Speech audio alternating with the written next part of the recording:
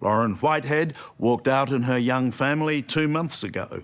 Dan O'Keefe disappeared without a trace almost 2 years ago. Both took nothing with them, and both left behind them families desperate to know if they're all right.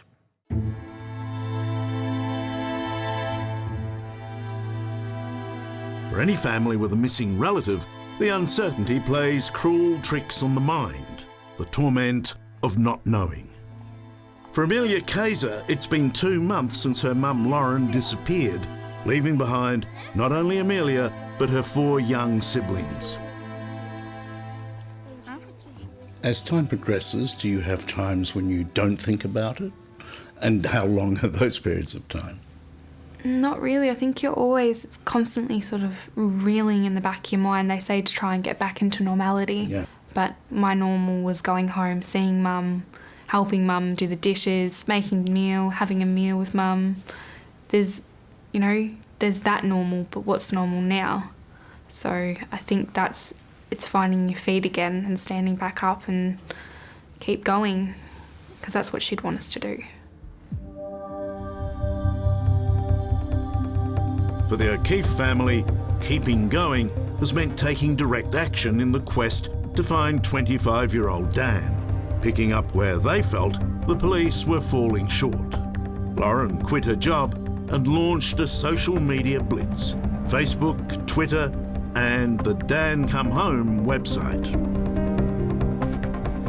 You're that dissatisfied with what you expect the police to be doing with a case like this. Someone needs to step up, and I am fortunate enough to have the means and ability to do what I can to help find Dan. Then, months after Daniel's disappearance, a breakthrough. 2 women working at a medical centre in Queensland believe they had seen Dan. They contact the Dan Come Home hotline directly and tell Lorrin about the experience they had with a young man matching Dan's description 5 weeks before. So I flew up to Brisbane immediately. I was then able to view the CCTV footage from that encounter 5 weeks prior.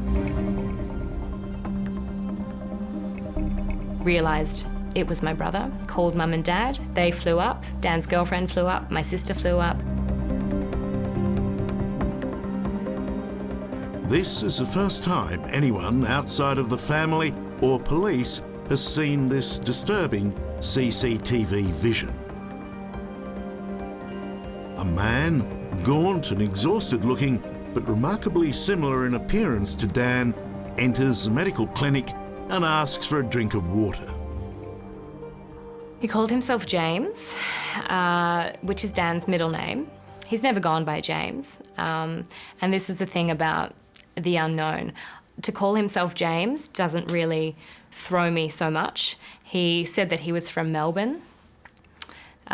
He was very well-spoken, very polite, yet seemingly homeless. He was obviously sleeping rough. Yeah, he's obviously sleeping rough, and they actually offered him money to help him get back to Brisbane, but he very politely refused. And I can't imagine many homeless youths refusing money, except Dan.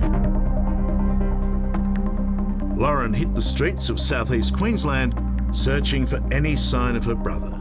She printed 2,000 business cards with contact information and photos of Dan. He had said to the 2 women that he was sleeping in the parks around Brisbane, so I went to all the parks in Brisbane. I went to the soup kitchens, the food vans, morning, noon and night for 2 months, handing out business cards to homeless people, to homelessness service volunteers, anyone I could think of. But 5 weeks had obviously been too long, and he was on the move. The trail was cold. Yeah.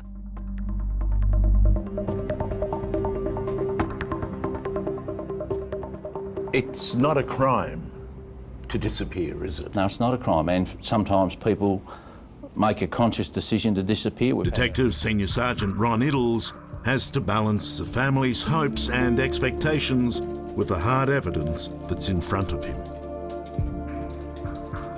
The family say that they just want to know, but in fact they don't want to know the worst, do they? They never want to know. Lorrin Whitehead and Dan O'Keefe could have taken their own lives. Yes, they could have. And I've spoken to Dan O'Keefe's mum in relation to this because, again, sadly he had a history of depression. It's very hard for a parent to accept that as a reality. Correct, because there's a possible sighting of him in Queensland. Who's the best person to identify that person at the doctor's surgery? Maybe the mother. But if it is him, where is he? Why hasn't he contacted? Sometimes people see or believe what they want to believe, right? So our role, I guess, is to be objective. And as I've said to his mother, it might be him, but it may not be him. Now, Des, I understand the police are not as convinced that that was Daniel as you folk are. No, they're not. My understanding is that they're reluctant to accept that that was Daniel in the video. You have no doubts?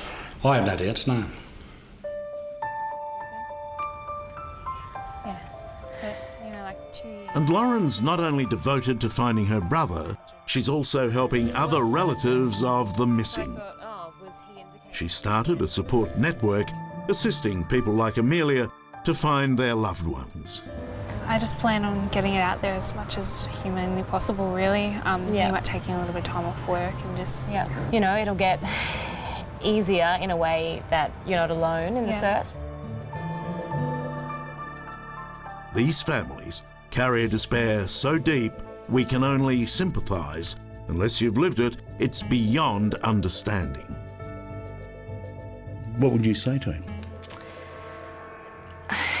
He just needs to remember that we all adore him, and no matter what he chooses to do in his life, we will support and accept him always.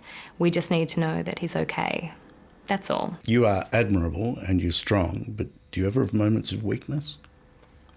Absolutely, yeah. Every time I step back and think of Dan as a person and not just this campaign.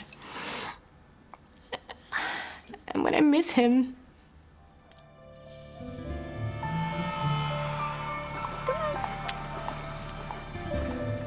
For Amelia and her siblings, since their mum disappeared, the weeks drag by, with a trail that grows colder every day.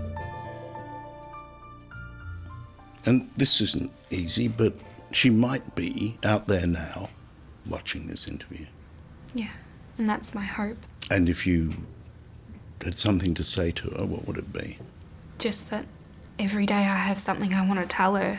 The kids, we all have things we want to tell her, and she's such a big, integral part of our lives.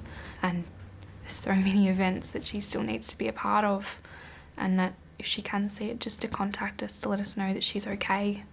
I think the unknown is the hardest part.